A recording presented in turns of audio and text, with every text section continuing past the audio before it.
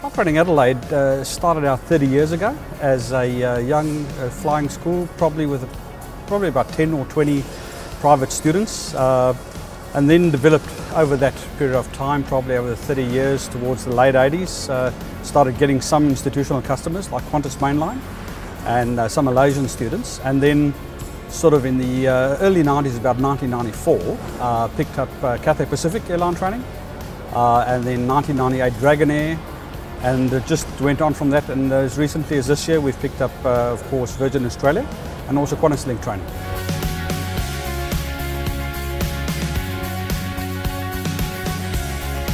I think one thing we pride ourselves in is that we actually have probably trained for most of the major airlines in the world. That includes British Airways, Qantas, Mainline, Qantas Link, Virgin Australia. The only continent we haven't trained on is actually the Americas. And we have training approval to train for regulators, most of the regulators all over the world.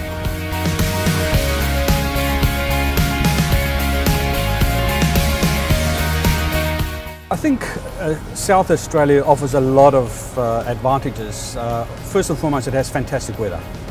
For flight training, it's very important that at the basic stage that students are exposed to calm weather, clear weather, where you can teach them the basics and fundamentals of flying on clear blue sky days.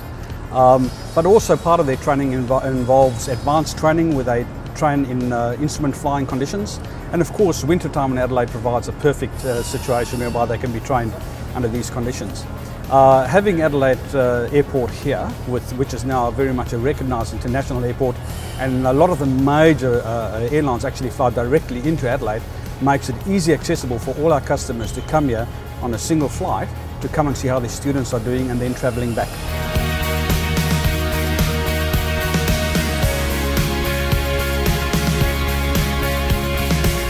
The airspace in South Australia, albeit that it's a capital city, is actually not as saturated as your other major airports like Sydney, like Melbourne, Perth or Brisbane, which means you have access to an international type airport where students can actually learn and be exposed to international traffic, other aircraft, but it's not saturated to the extent where it could pose a safety hazard for training.